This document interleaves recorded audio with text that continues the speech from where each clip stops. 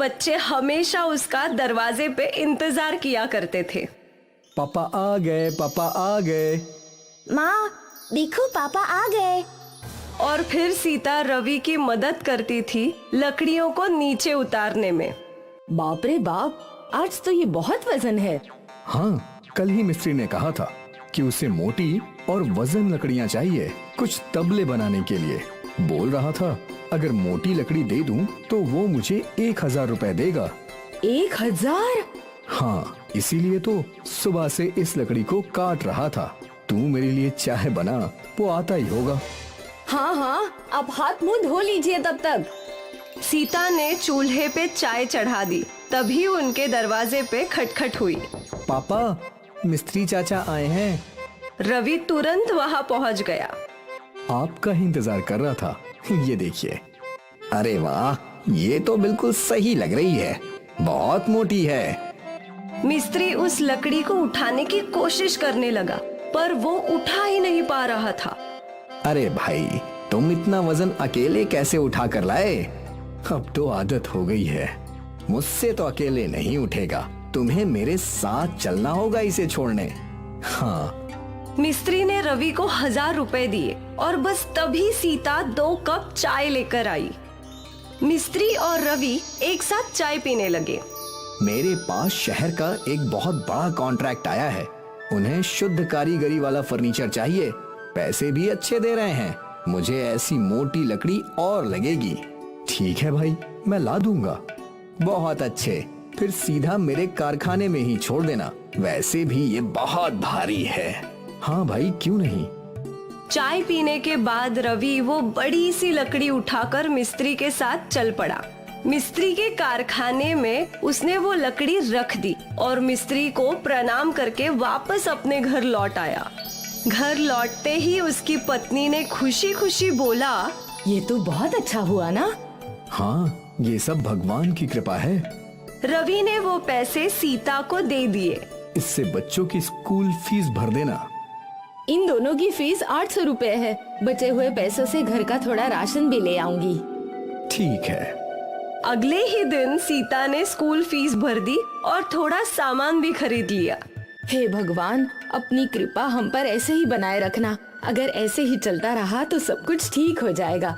हमें कभी भी पैसों का सोचना नहीं पड़ेगा। माँ, हम लोग अमीर बन जाएंगे ना? तुम लोग बस अपनी पढ़ाई पे ध्यान दो। पैसों का तुम लोगों को सोचने की जरूरत नहीं है। भगवान जी है, वो देख लेंगे। यहाँ जंगल में रवि भी बहुत खुशी खुशी मोटा पेड़ काट रहा था। इस बड़े से पेड़ के 3 बड़े टुकड़े काटूंगा, कम से कम 3000 तो मिल ही जाएंगे। पैसों का सोच सोच के रवि खुश था। उसने एक बड़ा टुकड़ा काट लिया और फिर इसे अपने कंधे पे लाद के वो गांव की ओर चल पड़ा। रवि ने मिस्त्री के कारखाने में वो बड़ा टुकड़ा रख दिया और मिस्त्री ने उसे 1000 रुपए दे दिए। पैसे पाकर रवि बहुत खुश था। कुछ दिनों तक ये सिलसिला चलता रहा। रवि बड़े बड़े पेड़ काटकर मिस्त्री को बेचा करता था। फिर एक दिन रवि एक बहुत ही बड़ा पेड़ काटने लगा। पेड़ कटने ही वाला था, पर फिर इस बार उससे एक गलती हुई। वो पेड़ सीधा उस पर ही गिरा। रवि की चीख सुन दूसरे लकड़हारे दौड़कर उसके पास आए। उन्होंने वो पेड़ हटाया और रवि को तुरंत अस्पताल ले गए। यहाँ डॉक्टर ने रवि का इलाज शुरू किया। सीता और उसके बच्चे भी अस्पताल आ गए। पापा ठीक तो हो जाएंगे ना माँ? हाँ हाँ, भगवान है ना, उन पर भरोसा रख। डॉक्टरों ने काफी समय तक रवि का इलाज किया। फिर वो सीता के पास आए। पेड़ के गिरने से इनकी 2 पसलियां टूट गई हैं। हे राम, इनका ऑपरेशन करना होगा, उसमें 20 लाख रुपए लगेंगे। इतने सारे पैसे मैं कहाँ से लाऊंगी? मेरे पति ही हमारे घर का करता धरता थे। फिर आप कुछ दिनों में इन्हें घर ले जाइए, और कोई रास्ता नहीं है। पूरा परिवार आंसुओं में डूबा था। रवि कभी भी अपने पैरों पे खड़ा नहीं हो सकता था। कुछ दिनों बाद रवि को घर लाया गया। अब क्या होगा? घर कैसे चलेगा? बच्चों की स्कूल फीस कहाँ से आएगी? आप चिंता मत कीजिए, कुछ ना कुछ होगा। जिसका कोई नहीं होता है उसका सहारा भगवान होता है। फिलहाल मेरे पास 5,000 रुपए बचे हैं। अब कम से कम और सस्ते से सस्ता सामान खरीदना होगा। कोयल और विजय, तुम दोनों पिताजी के पास रहो, मैं सब्जियां लेकर आती हूँ। ठीक है माँ। सीता बाजार के लिए निकल गई। बाजार में वो सब्जियों का दाम पूछने लगी। आलू कैसा है भाई? 30 रुपए किलो। बाप रे, इतना महंगा? अभी सब जगह यही दाम है, लेना हो तो लो। सीता हर सब्जी वाले से दाम पूछने लगी। फिर अचानक बाजार के कोने में जादू से एक बैंगन की दुकान प्रकट हुई। अरे बेटी, बैंगन ले लो, मेरे अपने खेत के हैं। क्या दाम है माँ जी? 10 रुपए किलो। सस्ता दाम सुनकर सीता ने तुरंत 1 किलो बैंगन खरीद लिए और फिर वो अपने घर की ओर चल पड़ी और वो जादू से प्रकट हुई बैंगन की दुकान गायब हो गई।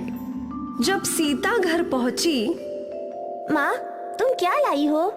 बैंगन लाई हूँ, तुम लोगों को बैंगन का भरता खिलाऊंगी। काश बैगन के भरते के साथ पराठे भी मिल जाते। जो है उसी में। हे राम।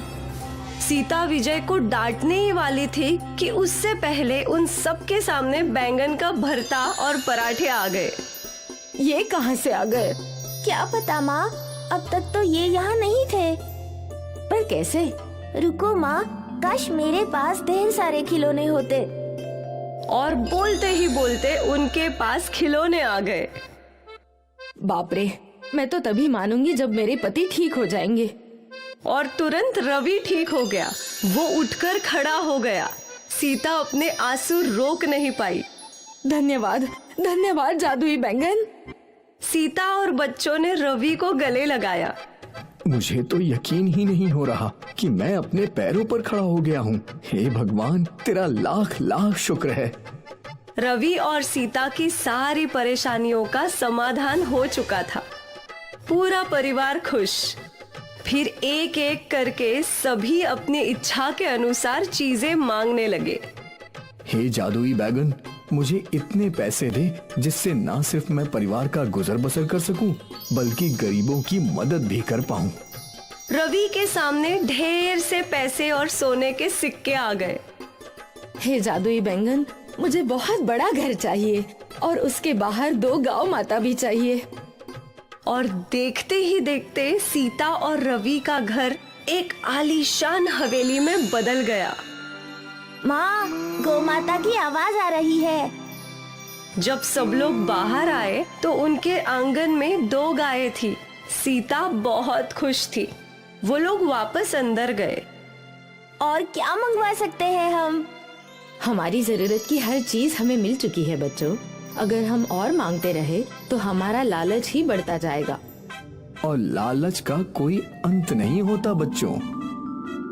सीता ने वो जादुई बैंगन अलमारी में रख दिए और उस दिन से रवि और उसके परिवार ने गरीबों की मदद करना शुरू कर दिया। अब से वो बस गरीबों के लिए ही धन मांगते थे। उनका जादुई बैंगन एक जरिया बन गया जिससे भगवान जी गरीब बच्चों की मदद करने लगे। और वो जादुई बैंगन रवि और सीता को ही मिला क्योंकि वो निस्वार्थ भाव से दूसरों की सेवा का उद्देश्य रखते थे। केशव और गंगा की शादी को 6 साल हो चुके थे, लेकिन अब भी उन दोनों की बिल्कुल नहीं बनती थी। और इसका कारण था केशव का शराब पीना।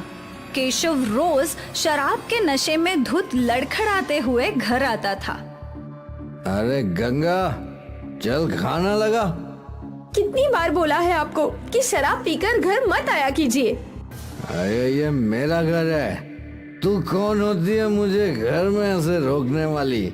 मैं आपकी पत्नी हूँ और ये आपका बेटा सौरभ। और सौरभ को आपसे बहुत डर लगता है। कम से कम इसके लिए तो शराब पीना छोड़ दीजिए। ये मेरा बेटा है, मुझसे थोड़ी ना डरेगा। तू कुछ भी बोलती है अनाप शनाप। सौरभ, अरे सौरभ। सौरभ अपने पिता से डरकर अंदर के कमरे में भाग जाता है।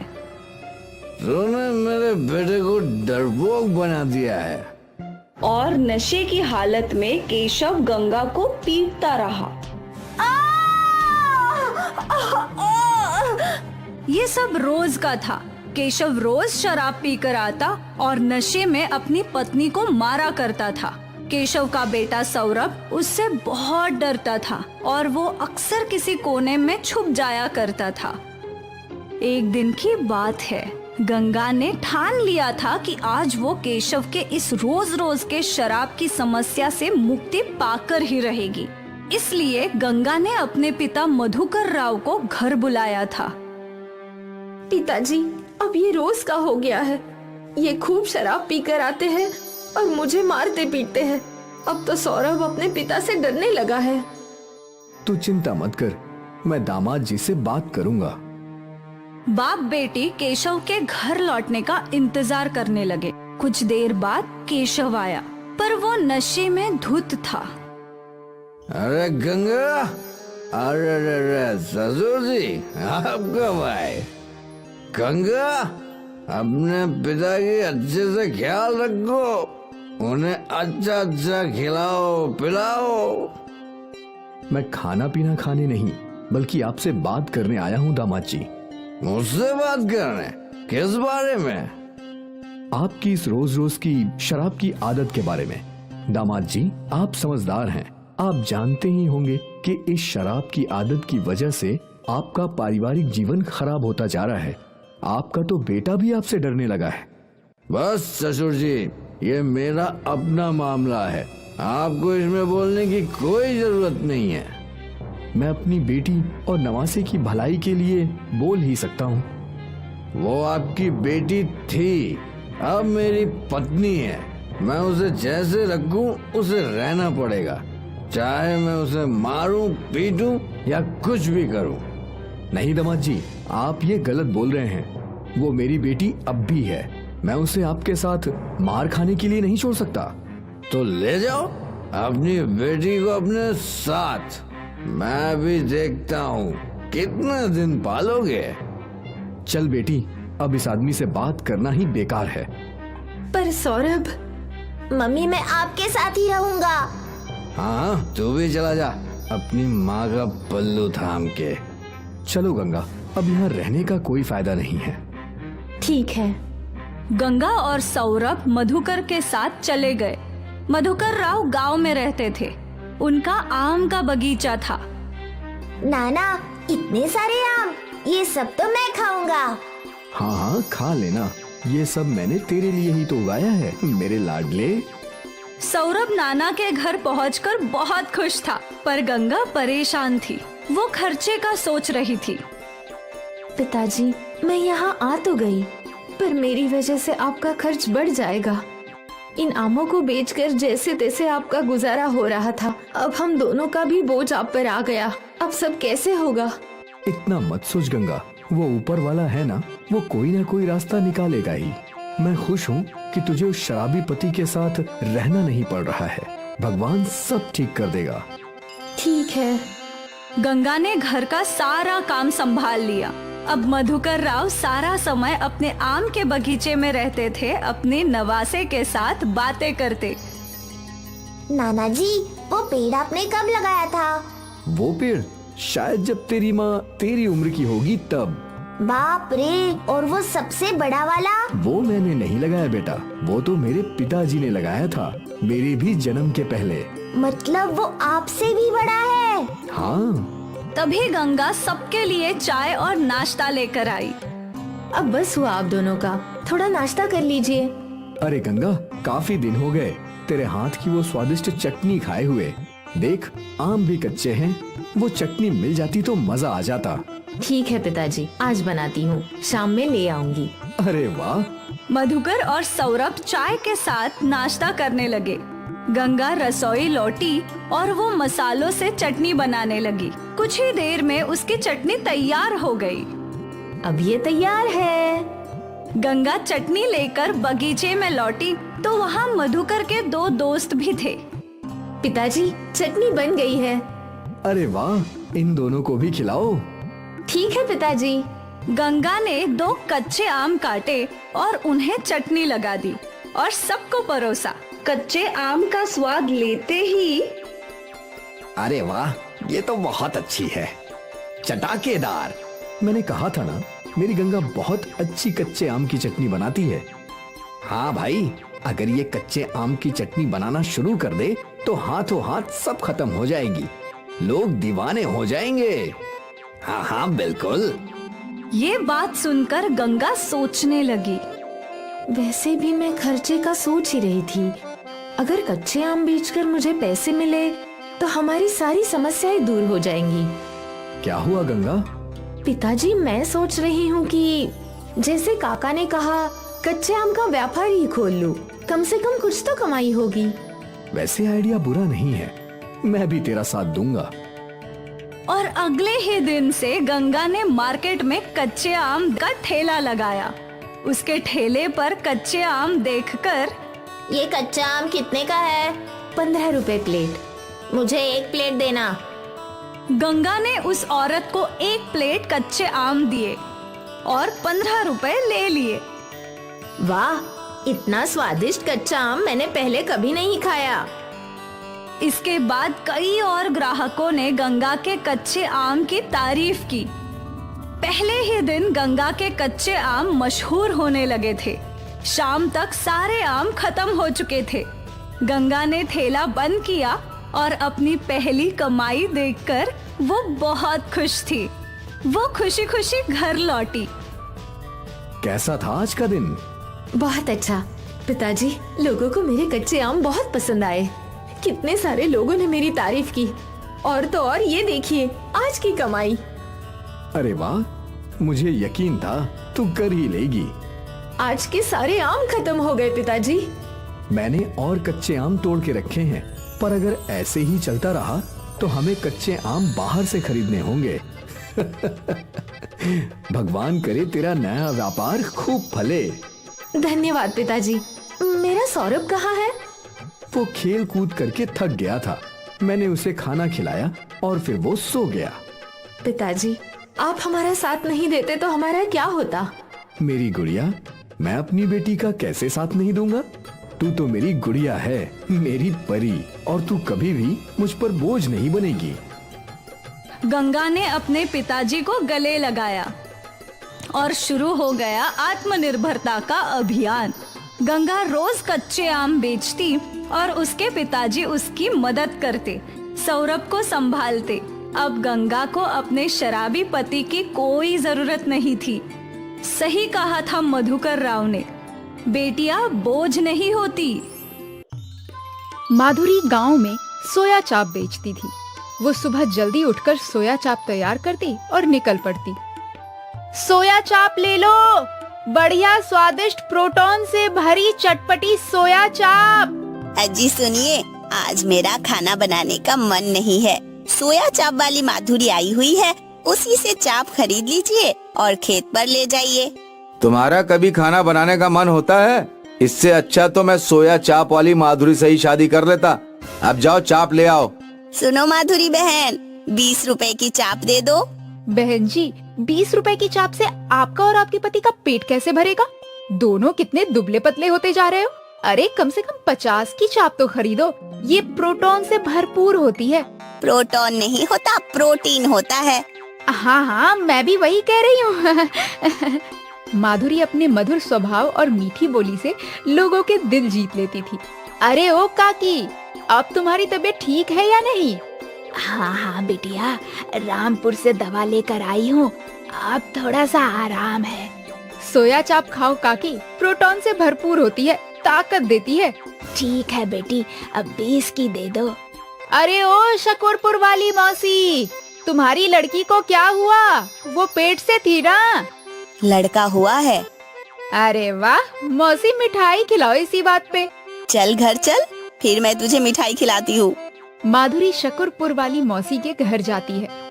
मिठाई तो खाती ही है, साथ में चाप भी बेच आती है। इस तरह माधुरी सोया चाप बेचकर अच्छी कमाई कर लेती थी। माधुरी के घर पर उसका बीमार पति और उसकी बेटी थी। आ गई माँ, पिताजी को आज फिर बहुत खांसी आ रही है। अरे उन्हें तो खांसी आती ही रहती है। मेरे फूटे भाग्य थे, तेरे पिताजी से मेरी शादी हुई। शादी के बाद पता चला कि इन्हें इतनी सारी बीमारियां हैं। अगर शादी से पहले ही बता देते तो मैं इनसे शादी ही ना करती। माँ, मेरे लिए 500 दे दो, मैं नया सूट सलवार खरीद लाऊंगी। अभी पिछले हफ्ते ही तो तूने नया सूट खरीदा था, अब फिर से एक नया सूट। मैं ये पैसे तेरी शादी के लिए बचा कर रख रही हूँ और तू है कि दिन पर दिन सूट मांगे जा रही है। सारे पैसे कपड़े में ही उड़ा देगी तो मैं लड़के वाले को दहेज में क्या दूंगी? मुझे परवाह नहीं है दहेज वहेज की, सूट के पैसे दे दो वरना घर छोड़कर चली जाऊंगी। मजबूरी में माधुरी को अपनी बेटी को पैसे देने ही पड़े। काश किसी तरह मैं जल्दी से अमीर हो पाती। गांव में ढाकन नाम का एक सपेरा रहता था। एक दिन जब माधुरी सोया चाप बेचते हुए ढाकन के घर के पास से गुजर रही थी तो उसने देखा कि ढाकन एक सांप के आगे बीन बजा रहा है और सांप सोने के मोती उगल रहा है। माधुरी ने सोचा कि अगर वो सांप उसे मिल जाए तो वो एक झटके में अमीर हो जाएगी। माधुरी ढाकन के घर के अंदर गई। और ढाकन भैया, क्या हाल चाल है? पत्नी बच्चे सब सही से तो है ना? हाँ माधुरी बहन, सब अच्छे। तुम्हें ये सांप कहाँ से मिला जो सोने की मोती दे रहा है? अरे माधुरी बहन, क्या हुआ? अभी कुछ महीनों पहले की बात है। लॉकडाउन लगा हुआ था।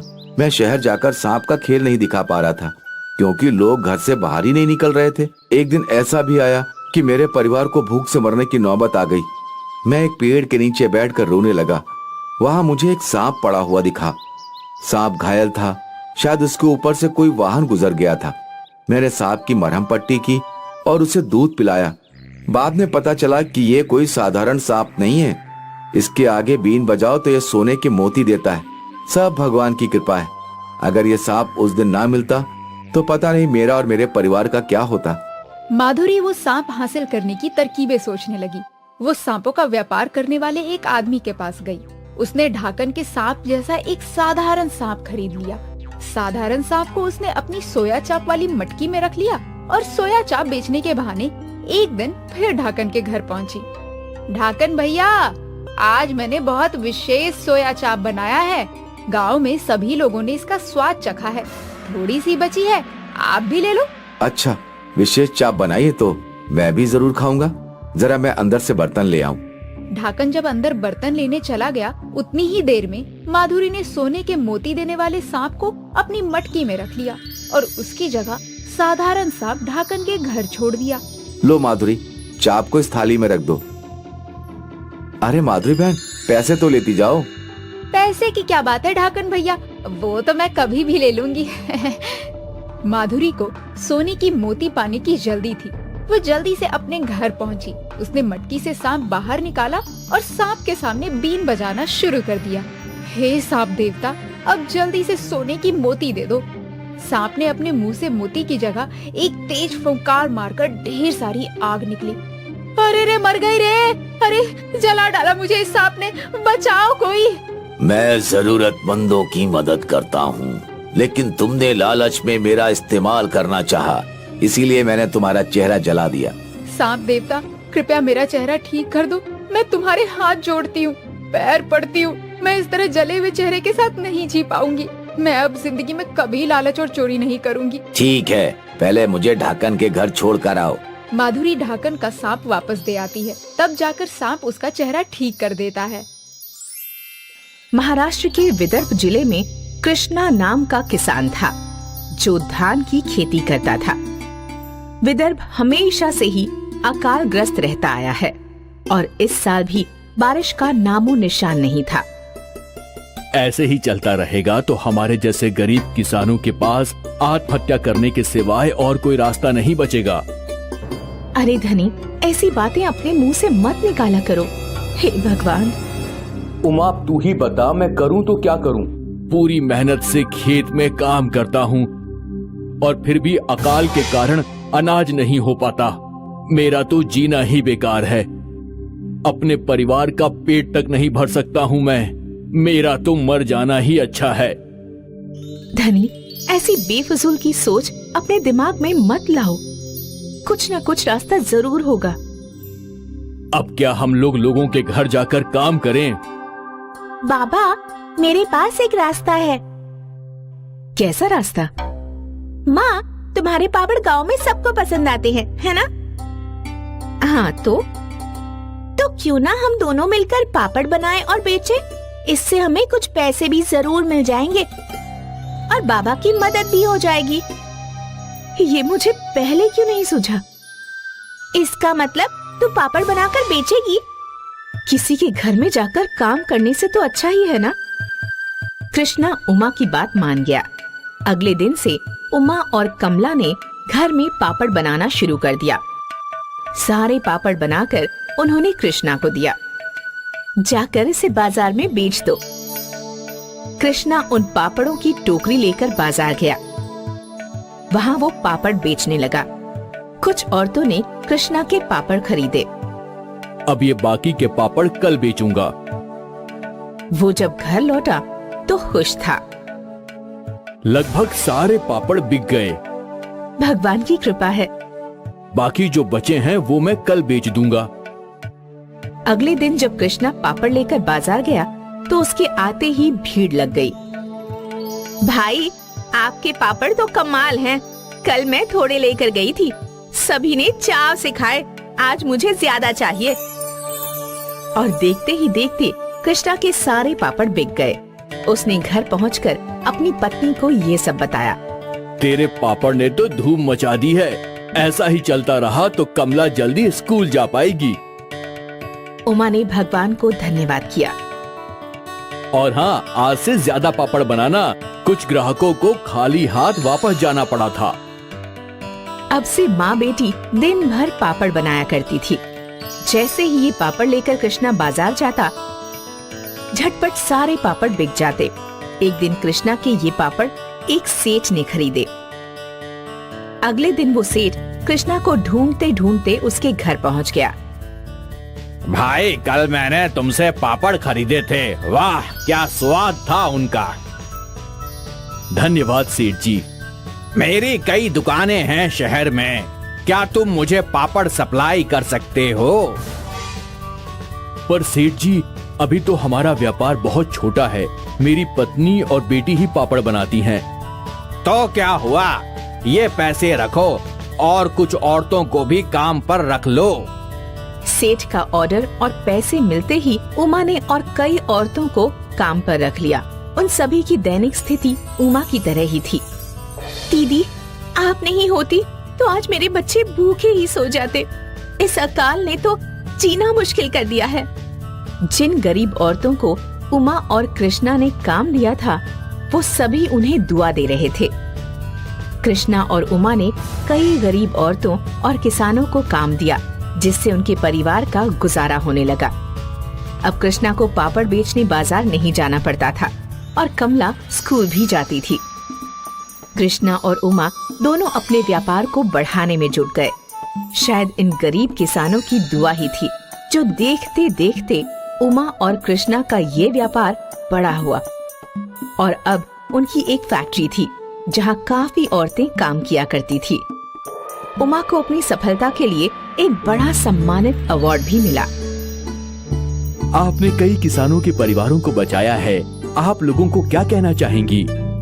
मुश्किल हालात जिंदगी में आते रहते हैं। मुश्किलों का सामना करना ही जिंदगी है। तो आपने देखा, उमा जी का कहना है कि उनकी इस सफलता का राज है मुश्किल हालातों का डटकर सामना करना। अगर उस दिन कृष्णा और उमा अपनी परेशानी के सामने हार मान लेते तो आज वो किसी और की मदद ना कर पाते। ये कहानी हमें सिखाती है कि चाहे जो भी हो, हमें हमेशा लड़ते रहना चाहिए। क्या फायदा जांच करने का? चुप करके अपनी बेटी गुड़िया की शादी कर दो, ऐश करेगी ऐश। चिड़िया की बेटी जवान थी। उसे अब अपनी बेटी की शादी की चिंता हो रही थी। रिश्ता एक अमीर घराने से आता है। नदी पर लूसी चिड़िया को मिलती है। चिड़िया, भाग्यशाली है तुम्हारी बेटी जो इतने अमीर परिवार से रिश्ता आया है। सुना है लड़का चिड़ा बहुत अमीर है। हाँ लूसी, सुना तो मैंने भी है, मगर मैंने अभी तक खुद से कोई जांच नहीं की है। जांच क्या करनी है? लड़का अमीर है, कम से कम हमारी गुड़िया को जिंदगी की सारी सहूलतें तो देगा। पक्का घर है, अच्छा खाने को मिलेगा, और क्या मांग है तुम्हारी? अभी तक मैंने गुड़िया से बात भी नहीं की। मैं अपनी बेटी से तो बात कर लूं। हरियाली तोती भी वहाँ आ जाती है। लड़कियों से क्या पूछना चिड़िया, लड़का अच्छा है, परिवार अमीर है, चुप करके हाँ कर दो और शादी कर दो गुड़िया की। चिड़िया अपने घर चली जाती है। गुड़िया बेटी यहाँ आओ मेरे पास। गुड़िया अपनी माँ के करीब आ जाती है। गुड़िया बेटी आपके लिए एक अमीर घर से रिश्ता आया है। मम्मा जो आप करेंगी मेरे लिए अच्छा ही करेंगी, मगर आप एक बार खुद जाकर उस लड़के के बारे में किसी से पूछ ले।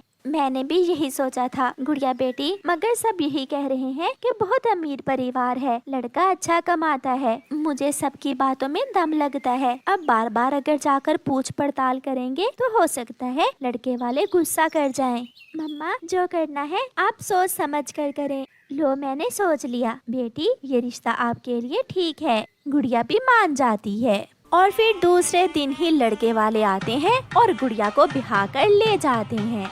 माँ संभालो अपनी बहू को, मैं एक जरूरी काम से दूसरे जंगल जा रहा हूँ, कल तक लौटूंगा। आप कहाँ जा रहे हैं? माँ बता देगी तुम्हें। फिर गुड़िया का पति घर से चला जाता है। मेरे बेटे के बहुत से दोस्त हैं इस जंगल में, वो अपने दोस्तों के साथ दूसरे जंगल जा रहा है। मैं हूँ ना तुम्हारे पास, मैं आपको यहाँ इस घर में रहने के सारे तौर तरीके समझा दूंगी। गुड़िया खामोश हो जाती है। दूसरे दिन सुबह सवेरे ही गुड़िया की सास उसे आवाज देती है, उठो बहू रानी, खेतों से लाल मिर्च तोड़ने जाना है, मेरे साथ चलो। सासू माँ अभी तो मैंने नाश्ता भी नहीं किया। नाश्ता हम बाद में कर लेंगे, मैंने कौन सा पराठे खाए हैं, हम एक साथ ही नाश्ता कर लेंगे। फिर गुड़िया की सास उसे साथ लेकर लाल मिर्ची तोड़ने ले जाती है। मुझे सांस की बीमारी है, मुझसे ज्यादा काम नहीं होता, तुम ये टोकरी उठाओ और खेत से जितनी भी लाल लाल मिर्ची हैं सब तोड़ लो। मैं कर लूंगी सासू माँ, आप चिंता ना करें। फिर गुड़िया काम पर लग जाती है।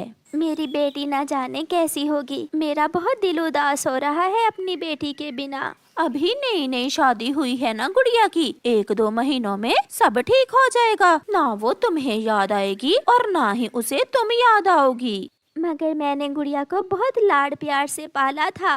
वो कौन सा किसी गरीब घर में ब्याह कर गई है, बहुत अमीर हैं वो। सासू माँ मैं थक गई हूँ और मुझे भूख भी बहुत लगी है। क्या वो संतरों का पेड़ हमारा ही है ना? हाँ गुड़िया वो पेड़ है तो हमारा ही। मैं 1-2 संतरे खा लूँ उस पेड़ से? ना बेटी ना, उस पेड़ से संतरे ना तोड़ना, उस पेड़ के फल मेरे बेटे ने बेचे हुए हैं, हम घर जाकर खाना खा लेते हैं। गुड़िया की सास सीधी मंडी जाती है और वो लाल मिर्ची बेचकर पैसे अपनी थैली में रखती है। फिर वो सास बहू घर आ जाती हैं। साथ वाली जमीन भी बिक रही है, वो भी लेने का इरादा है हमारा, बस थोड़े से पैसे रहते हैं, बाकी का बंदोबस्त तो मैंने कर लिया है। सासू माँ भूख लगी है। जाओ रसोई से नमक वाला डिब्बा उठा कर ला और एक रोटी पर मुझे भी थोड़ा सा नमक रख कर दे दो और एक रोटी तुम खा लो। मगर नमक के साथ रोटी मैंने कभी नहीं खाई। ये तुम्हारी माँ का घर नहीं है, ये ससुराल है तुम्हारा, यहाँ वो माँ वाले लाड नहीं मिलेंगे। चुप करके खा लो, जो कहा है वो किया करो, मुझे ना पसंद नहीं है। फिर गुड़िया रोटी पर थोड़ा सा नमक रखकर रोटी खा लेती है। गुड़िया का पति भी घर आ जाता है। माँ बात पक्की हो गई है, चाचा जी से पैसे देने के लिए मान गए हैं। तो फिर बेटा कल ही पड़ोसियों से बात कर लो और वो जमीन हाथ से जाने न देना। आगे आप आज शाम हम बाहर घूमने जाएंगे। नहीं मैं बहुत थका हुआ हूँ, मुझे नींद आ रही है। गुड़िया का पति अपने घोंसले में जाकर सो जाता है। बहू कल सुबह जल्दी उठ जाना, कपास की चनाई करने जाना है, बहुत थक गई हूँ, थोड़ा जल्दी सो जाती हूँ। सब सो जाते हैं मगर गुड़िया जाग रही थी। ये कैसे पक्षियों में माँ ने मेरी शादी करती है, इन्हें तो काम से ही फुर्सत नहीं है। क्या फायदा ऐसे अमीर होने का अगर अपनों के लिए समय ही ना हो।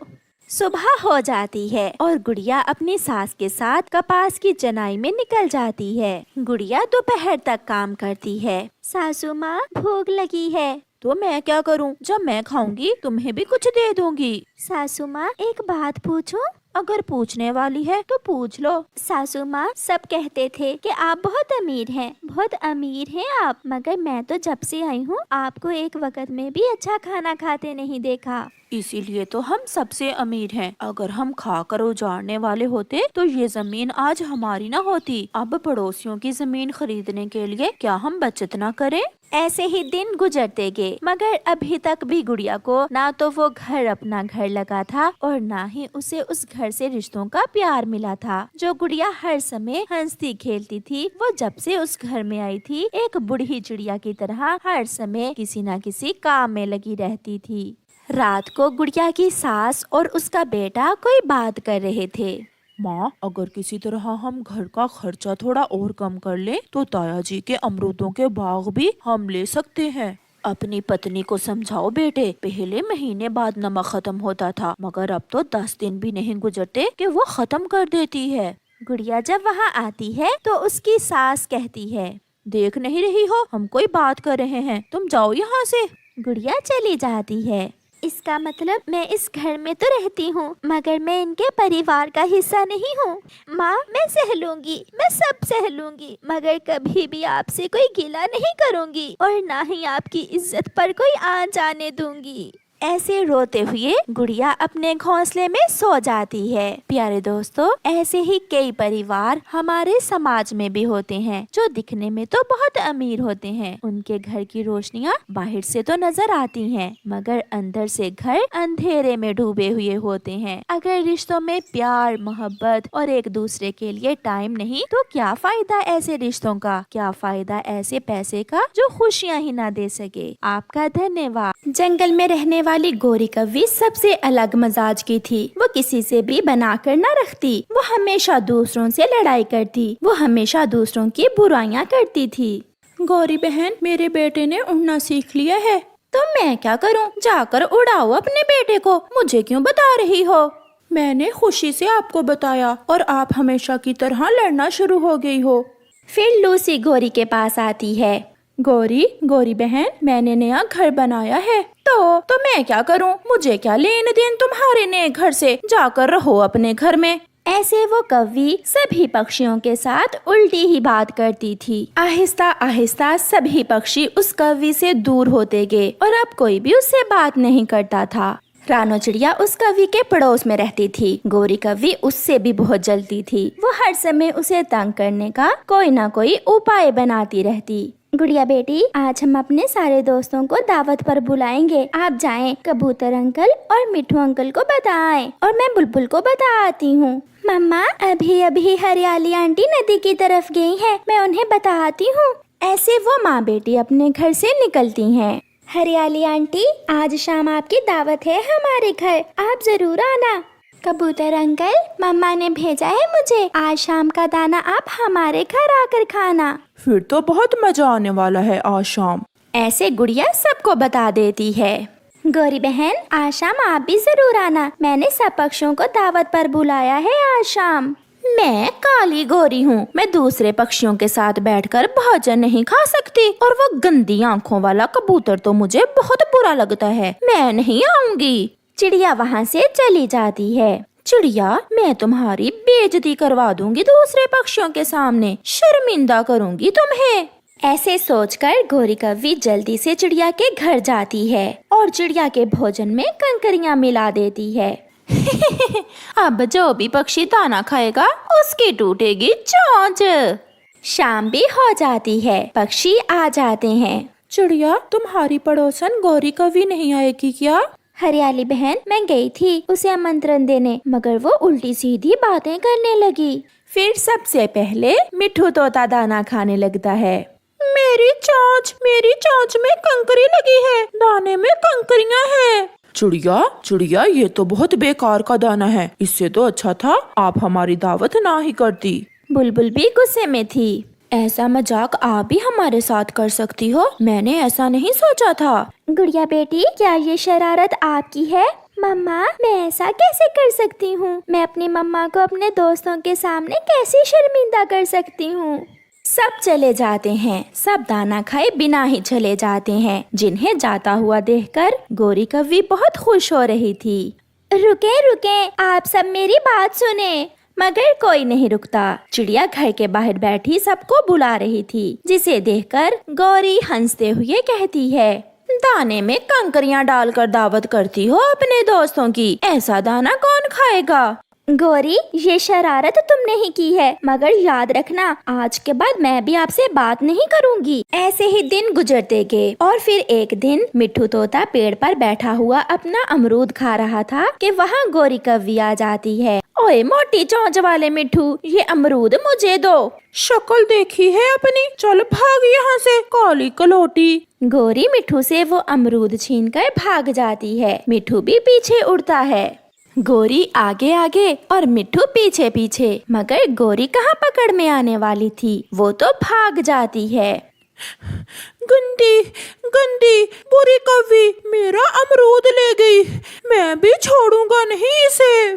जंगल के करीब ही किसान का खेत था। वहाँ कौवे हर रोज किसान की मकई खा लेते थे। किसान बहुत परेशान था। एक दिन उसकी पत्नी किसान से कहती है, किसी तरह आप एक कौवा पकड़कर अगर उसे खेत में बांध लो तो उसे देखकर कोई भी कौवा हमारी फसल नहीं खाएगा। तो फिर मैं आज ही कोई कौवा पकड़ता हूँ।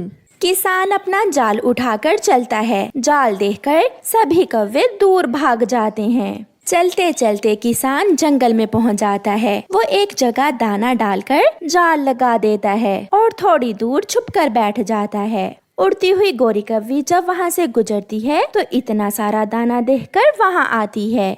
आज तो बिना मेहनत के ही भोजन मिल गया, पेट भर के खाती हूँ। गौरी अभी बैठी ही थी, किसान अपनी रस्सी खींच लेता है और गौरी कव्वी जाल में फंस जाती है। भागकर किसान भी पहुँच जाता है। छोड़ दो मुझे इंसान, मैं तुम्हारे किसी काम की नहीं हूँ। कोई चिड़िया पकड़ो या कोई सफेद कबूतर, प्लीज मुझे छोड़ दो। मुझे तुम्हारी ही जरूरत थी, काली कव्वी चुप करके बैठ जाओ। किसान जाल लेकर वापस जाता है। गौरी की पड़ोसन रानो चिड़िया गौरी को जाल में फंसा हुआ देख लेती है। ये तो गौरी कव्वी है, ये जाल में कैसे फंस गई होगी? मम्मा, हमें इसकी मदद करना होगी। चिड़िया भागी भागी मिट्ठू के पास जाती है। मिट्ठू मिट्ठू जल्दी चलो मेरे साथ, किसान ने गौरी को पकड़ लिया है। अपनी तेज चोंच से तुम वो जाल काट दो। मगर चिड़िया बहन, कल उसने मेरा अमरूद छीन कर खा लिया था। वो मुसीबत में है मिट्ठू, हमें उसकी मदद करना होगी। चिड़िया की बात मानकर मिट्ठू उसके साथ चला जाता है। किसान ने कव्वी की टांग को रस्सी से बांधकर पेड़ से बांधा हुआ था। मिट्ठू चुपके से जाकर वो रस्सी अपनी तेज चोंच से काट देता है और गौरी उड़ जाती है। वो बहुत शर्मिंदा थी क्योंकि वो हमेशा दूसरों से लड़ती थी, मगर आज उन्हीं पक्षियों ने उसकी जान बचाई थी। मिट्ठू, मेरे भाई, चिड़िया, मेरी बहन, मुझे माफ कर दें। मैं फिर कभी आपसे लड़ाई नहीं करूँगी। पहले मेरा अमरूद मुझे ला कर दो, फिर माफ करूँगा। फिर वो सब हंसने लग जाते हैं।